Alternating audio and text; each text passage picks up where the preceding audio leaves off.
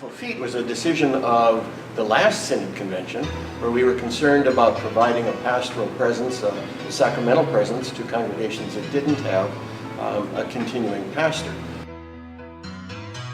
St. Mark's was involved in doing a communion workshop of how we do that as a congregation to shut-ins. Faye Goranson attended that workshop from Lundar.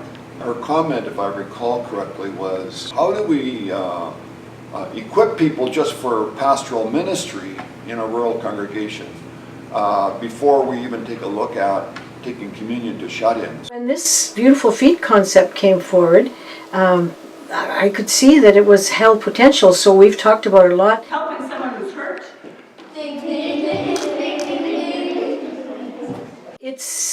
It's given us new hope, new excitement, new confidence in our community and in our congregation.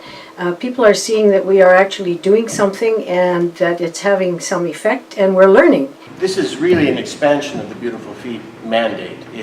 We've gone way beyond supplying a pastor. We discovered that while it's necessary, important, crucial to share our communion sacramental ministry, what happens in between? How do we support the lay ministry to continue day in, day out, week to week? And that means the empowerment of the lay people.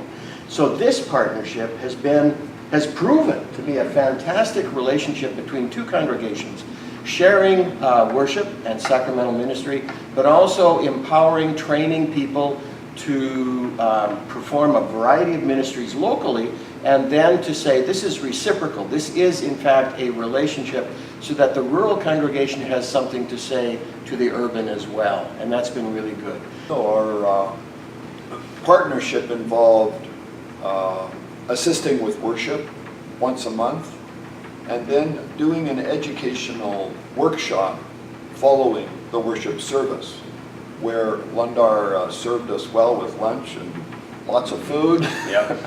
And then we met for an hour and a half and explored various aspects of ministry.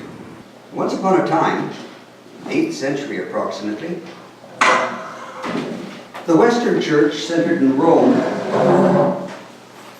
developed a lot of rules. The Eastern Church, Constantinople, did the same thing. Slightly different rules, but that's the way it was. And everything was conformity.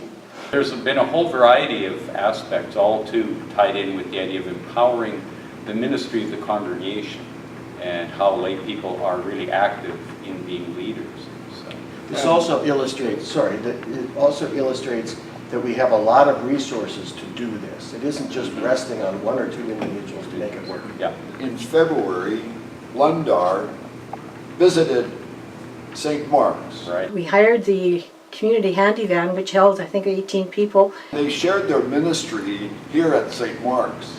It was a delightful event Yeah. in terms of making us aware of the kind of ministry they carry on in Lundar. We took a display showing some of the things that our congregation does, and just the mixing with the people there, and people in our congregation that came back, they said, well, they were interested in what we were doing.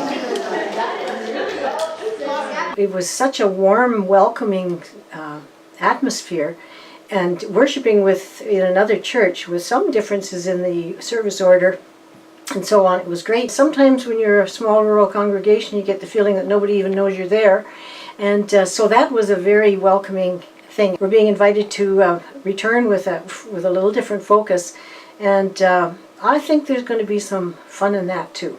Moving forward, the expectation and hope is that this partnership will continue as there are more aspects of ministry, like youth ministry, communion from the congregation, that we still want to explore and partner with in the future. So this has been a phenomenal, not a crisis, but a phenomenal opportunity to equip our people for ministry. And I guess the challenge is, because your partnership has been so effective, if others would catch the dream and say, well, we can do that. Sometimes you go and you just trust that this is where God and the Holy Spirit is guiding you. Things do fall into place, and sometimes remarkably so. So the Lord is really working, and the other thing is we're so excited to be able to do something that breaks ground for somebody else. living in the country, you know what it's like about breaking the trail. And in a way, we feel that's what we're doing. Sometimes things just come together at the right time and in the right way. And good demonstration of how God brings things together where we think they're not feasible or possible.